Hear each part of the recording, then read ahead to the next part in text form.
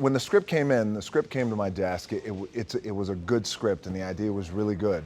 What really caught my attention was the idea of taking this premise and taking a model that had worked in the past of a two-hander and flipping it on its ear and putting me in the comedy role, if you will, and putting Kevin Hart, who is the world's most successful comedian, on fire and putting him in the straight man's role, but just in that model. And when I say that, the comedy cross-intersects along the way. So I think it was a combination of a really good script and putting me in a scenario where I had to stretch and work some different muscles, and putting Kevin in a role where he had to stretch and work some different muscles. And then somewhere we meet in the middle.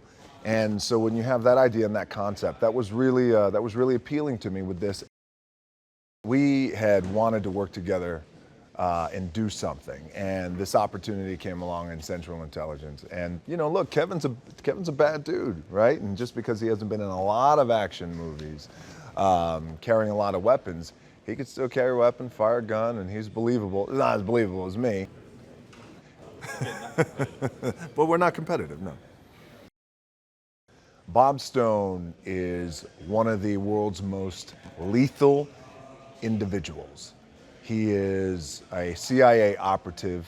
He is a man who is constantly on a mission. He is also a man who is incredibly prepared, strategic, and his abilities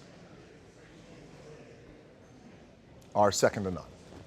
The other side of Bob Stone is he was unmercifully bullied throughout high school, and at 17 years old, he was pulled from the boys' locker room while he was naked and into a pep rally where everyone was in, and he was thrown out in the middle of this floor in this very gym, everything exposed.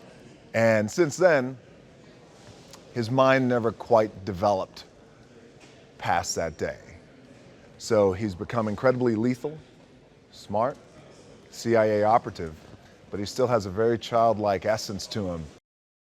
You know, the character of Bob Stone was a big challenge, but it was a welcome challenge, because oftentimes, you know, when you're making a movie and you're playing a character, and obviously actors can attest to this, whether they're on stage or whether on TV or film, is that generally it's one character. But I think it was so much fun playing this character because there was a duality that of a guy who, again, was this badass who can take you out just like that, kill you in 19 different ways. And then to the other guy who in his brain, he still has this childlike way about him. As the stakes rise in the movie, the action rises too in the movie. And what makes that great is that you have one guy who loves action, thrives on the action in Bob Stone, and then you get another guy who absolutely hates it. He's adverse to it. He doesn't want to go. And that oftentimes makes for a great pairing in these buddy action comedy movies. But here's the difference.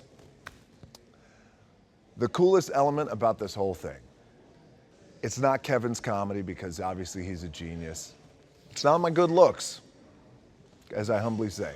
The coolest thing about this is that my character Bob has a real love and affection in a hero worshiping kind of way to Kevin's character.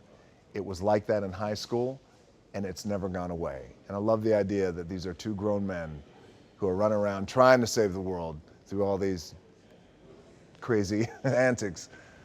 But yet at the same time, my character looks at him like, man, you're just the best. I love you, man. And that's that element that you don't often find, I think, in great action comedies.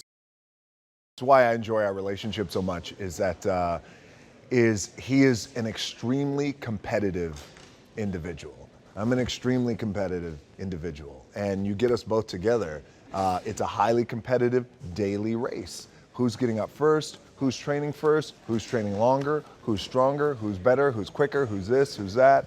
And I got to tell you, when it comes to who's better at all these things, from the moment you wake up in the morning, from the time you go to bed, all the boxes check off under my name.